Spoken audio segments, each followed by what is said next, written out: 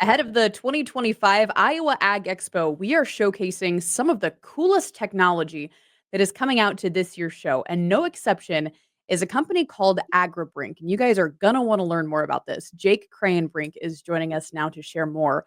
What is it that you guys do, Jake? Okay, we have the ability to change tire pressure very rapidly on the go for agriculture equipment. So there's the tires are designed and built today to be able to go very low pressure. With that low pressure, tremendous advantages for the farmer to alleviate damage to the soil. Compaction is a big one. Compaction, according to Pioneer Hybrid in the article, is the #1 yield robber for farmers. There's a tremendous amount of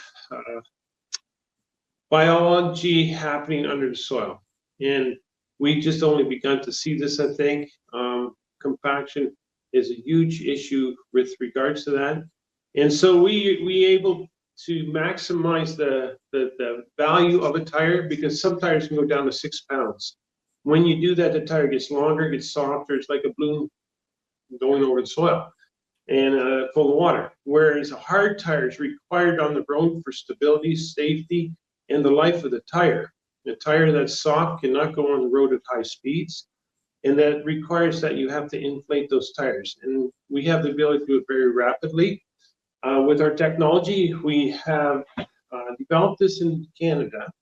We're farmers. In 2012, we were in a crisis and dealing with compaction and different things, and we were privileged to see. I was part of a mission team that went to look for this type of technology, and we ended up with a system from the trucking industry. The trucking industry has high pressure and low volume. Agriculture has large volume but low pressure, and there's two big differences in being able to move that air. And so because of the system we had, it didn't require a lot of movement of air, but it was and so forth. It was slow, and being that it's slow, a farmer doesn't want to wait. And if, as a farmer, you enter the field, you want to quickly enter the field and continue your process. And we could change tire pressure in seconds. That was designed with the help of an engineer who was a neighbor who encouraged us, and that's how it kind of began. That we made a system that instead of taking 5 minutes, it took 20 seconds to change the tire pressure. And it took a while for first we used it, and then the awareness of this technology amongst the farmers in Ontario was not very, they didn't know what it was. And so, but there were some farmers from Europe that understood the technology, and they began. And today we have probably 300 units in Ontario, maybe that many in Europe as well. So the European market is very adopted to this technology because they use tires to the maximum ability of the tire. We can increase tire life. We can save about 15% fuel by changing tire pressure. But the big one is reduction of compaction and damage to the soils. So that's the driver. I say soil health is the driver of our system. Our focus is really big on soil health. As a farmer, the value of our soil is huge. Now, in Ontario, we do not have the topsoil that we have here in Iowa. And so in Ontario, we're privileged to find out things quicker sometimes when they don't work, because we don't have that same type of soils that you have here. But we know that even though you have a lot more topsoil here in valuable soil, compaction is still a big issue. And so this technology, I believe, will come here as well, because you buy a tire for $6,000 or $8,000, and you don't change the tire pressure, you're compromising that tire big time in the performance. Today, the equipment that we have has a lot of dollars is invested just on the tires on that equipment. And so we have to learn to maximize the value and the usage of that technology, I think, and the value. We've measured done a lot of measuring to prove that tire pressure can reduce compaction. Jake, paint the picture for us. Like, what physically does this technology look like on equipment? So we sometimes a piece of machinery, I'll take a Hagie sprayer, for instance, or a Miller sprayer, or John Deere sprayer. They have compressors on their equipment for whatever reasons, and we can tap into that compressor, and then we'll have a valving system that can um, um, go to the tire. There's a swivel that goes on the tire, and we put a larger valve stem in, and then we put hoses there. And so the hoses is operated by a controller in the cab of a sprayer, for instance, and by hitting, we can use isobus as like a monitor from John Deere or Hagie. A window comes down, and it's an AgriBrink window. It can be off to the side in that window, little window, but you can just push deflate, and the tire will deflate. We also have a standalone monitor. Um, and we have also what we call basic system that's very, very simple. But we are able to change the tire pressure while you're operating the machine. And it's a tire has a tire chart. And we go by the tire charts. So we'll have to measure the weight of the piece of machinery. And then all we have to know is how fast you're driving. So the quicker you drive, the harder the tire has to be. Or the more weight you have, the harder the tire has to be. But it's a definite science, and the ability and the changes in the tire technology has been tremendous in the last 10 years, 5 years. We couldn't do what we can today, not a short time ago.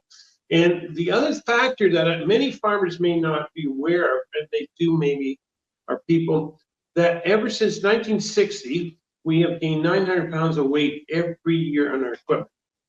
So there's a tremendous amount of weight that's being put onto the soil that we have historically never seen. The other factor is organic matter in soil. The organic matter is the resilience of the soil, the ability of the soil to respond to weight and so forth.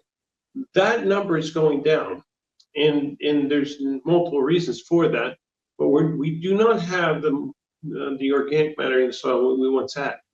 And so we have to be more aware, what are we doing with the soil? How can we minimize damaging the soil, and how can we build it up again? There's many different ways of approaching that, but we're focusing on tire pressure here, and tire pressure has a tremendous ability to reduce the damage to the soil.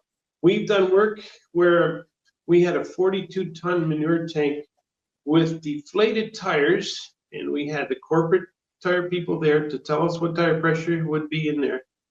That would do less damage than a pickup truck that had a fuel tank on it. And the reason why I say that is it's about pressure. And remember, a soft tire is like a balloon full of water. A hard tire is like a bowling ball. So if you're standing on the beach and you have 3-year-old children walk by and they step on your foot, that's not a big problem. However, if the last one has skates on, and sharp ones, you'll never let a 3-year-old, even though they don't weigh that much, you'll never let a 3-year-old on your foot with skates on, because the pressure there will cut you, will hurt you. And we say a hard tire is like skates to the soil. There's 3 factors that cause compaction. There's moisture, there's pressure, and there's weight. If we can reduce any or all those 3, we reduce the damage to the soil. So the more weight we have, the more the soil has to carry, correct? And the more moisture we have, that's why we drain our soils. We want to get the soils dry. The drier the soil, the more the soil can carry. The pressure is the same factor. If we have less pressure, then we do less damage, just like your foot. If your 3-year-old steps on your foot, it doesn't have that high of pressure. However, you put skates on, there's a tremendous amount of pressure. And so I'm trying to paint these pictures in people's minds why this technology makes sense. I've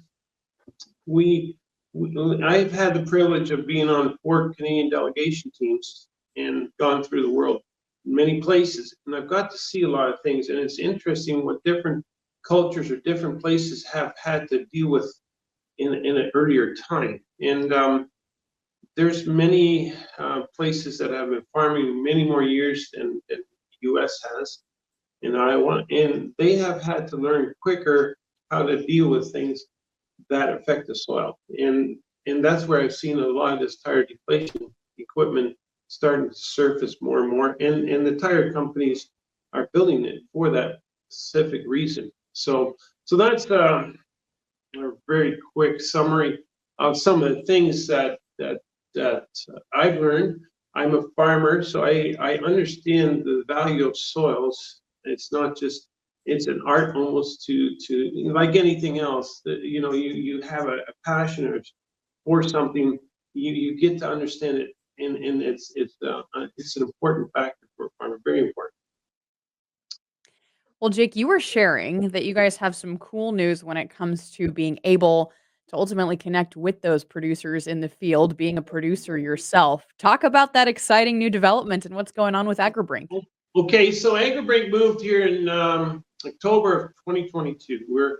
We came from Ontario, Canada. We're still in Ontario, of course, and we have a dealership in Europe as well.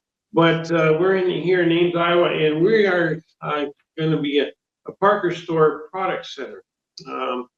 We have used hydraulic hoses and fittings already with what we do as an OEM manufacturer, and now we're going to step out and we're going to actually try to get connected with more farmers. We believe we have to gain credibility with farmers.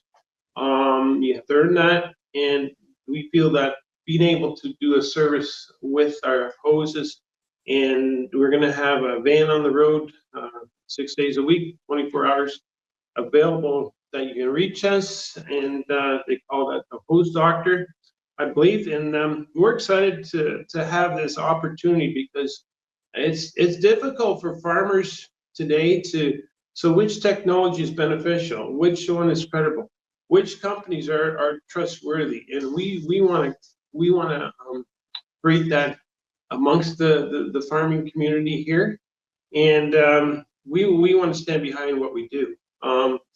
And so we're going to be doing that. We work with Iowa State University, measuring, because the university here is learning about that technology. It's a common topic more and more.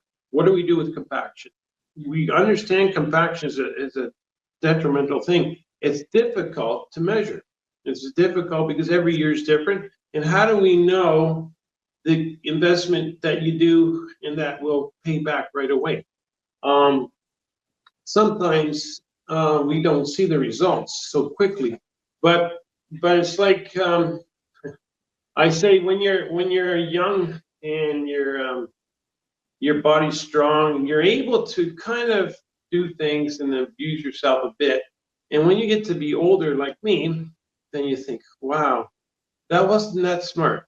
I should have been more wise and you know, not lived that, or whatever I consumed or whatever I did, because now I'm feeling the results. And I think here in Iowa is very new farming in the big picture of things in the world. They're able to do things that, like a teenager. But one day that's going to come back, and then they're going to say, you know what, we didn't think about the future here. And I think farmers, we all want to do well. We want to make money. We want to progress. But sometimes we lack the insight to see, okay, what is this going to have for the future impact? And it comes on you suddenly. It's like, you know, in the 80s, I worked for some farms. We had 8,000 acres. And we had tractors then that weighed 13,000 pounds. We put triples on those tractors. We knew exactly how much tire pressure was in those tires. And it was heavy soil.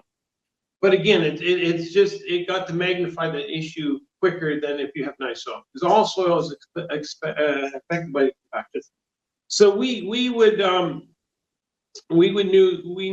the tire pressure. We had a plan when we went in the field. We didn't drive everywhere. We had a adaptive plan for where we were going to go.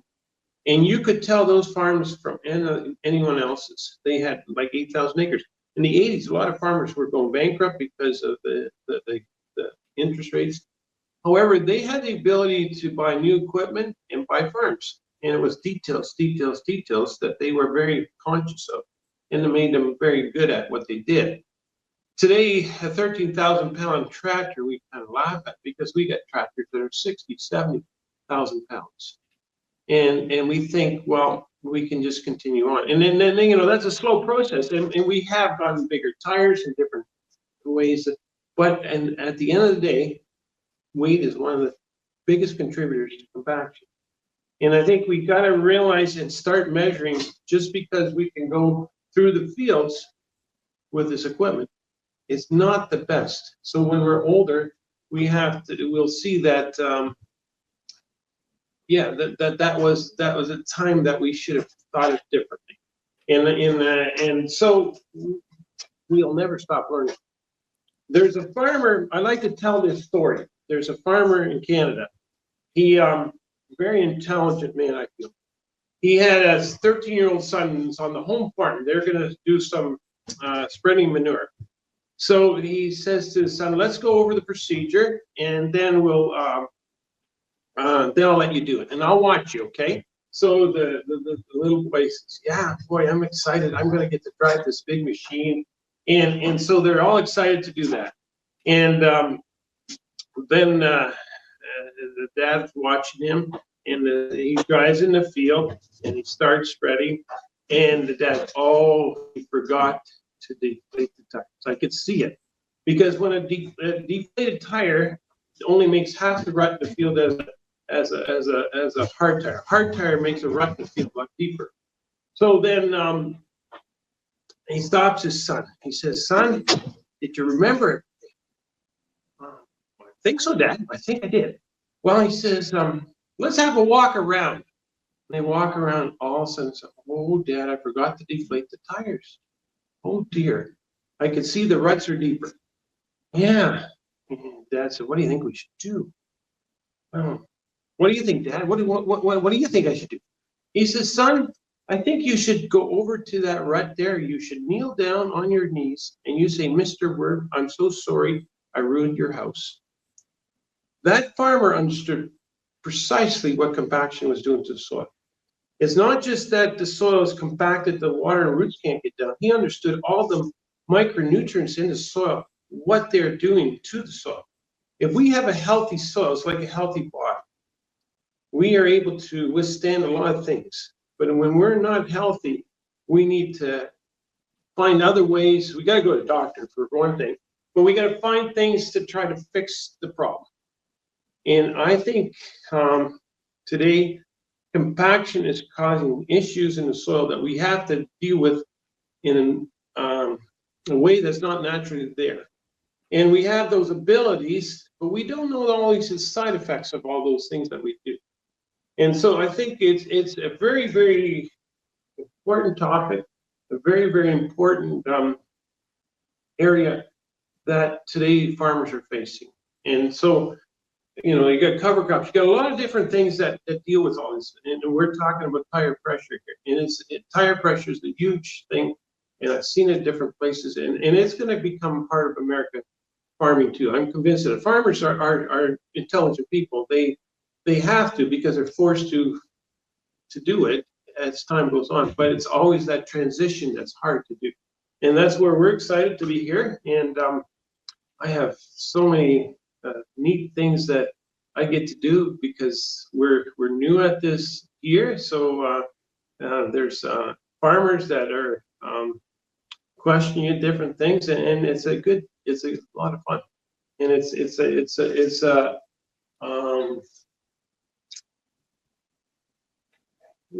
one of these things that take time. It's like GPS. When GPS was first introduced to agriculture, a lot of farmers said, well, I can drive straight. I don't need to have $20,000 to do that for me. Today, you will hardly find a piece of machinery without that technology, because that opened the door for a lot of other things to be able to happen. And when we realized that, we have in Ontario now farmers that say, I won't go in the field unless I have a deflation system for it, because we know what a hard tire is to the soil. And so that's neat to hear. It took a while. In Europe, they've already had to deal with that, and they've learned it. And in Europe, they sell land by the square meter. Here we sell it by the acre, but they have that. So another thing that I've learned, and I've found out, that the U.S. is #1 for export of agriculture goods in the world. #1 in 222. They did $149 billion. I'm not sure how many acres. There's 28 million acres in Iowa. All the U.S., there's probably 200 to 300 million acres. #2 for agriculture good export in the world is the Netherlands. And the Netherlands only has 6 million acres. And they did $100 billion worth of export. There's more pigs in the Netherlands than people, so there's a lot of cows and pigs. They also have specialties of flowers and so forth. But even with all that, how can it be possible that they're so close in a way with the differences of massive soil differences? And one thing that they have done a lot in Europe is measured. And it's like here, when a farmer has 2 or 3 varieties of corn, he can look at the field and say, oh boy, I have a good crop of corn. Until he goes in with the combine, he doesn't know if he's got 20 bushels or 30 bushels more or less than the next variety, because you cannot visually see that. And when we measured that, that measurement is becoming the bigger thing all the time. We see it in the sports world. Sports has really measured everything so detailed to improve that sport. And we are in agriculture, we constantly are under pressure to improve. Technology has allowed us to do that. Doesn't mean it's always a good thing. I'm not going to go there necessarily, but the reality is we're in a business. We have to do a good job for the consumer. We have to be able to do that and do it wisely, but we have to be able to compete in the world. And some places have different challenges than others, but in the big scheme of things, there's still that always, we come from Canada, we play hockey, right? And Canada is known for hockey. And Canada thrives at hockey. Every community's got an arena. So the ability for people to play hockey in Canada is very high compared here. You don't have as many arenas. So that's fine. Here it's football, whatever it is. And so there's always areas in the world where they kind of specialize in something more than others. But still, in the big scheme of things, agriculture's a major, it is a main thing in Iowa. So how does Iowa continue to lead that? And how does it continue to compete with that? And my dad always says, go to the very best that you can find and then learn from it. And I get the privilege of going to the university and college here too, to do PowerPoints for students and that.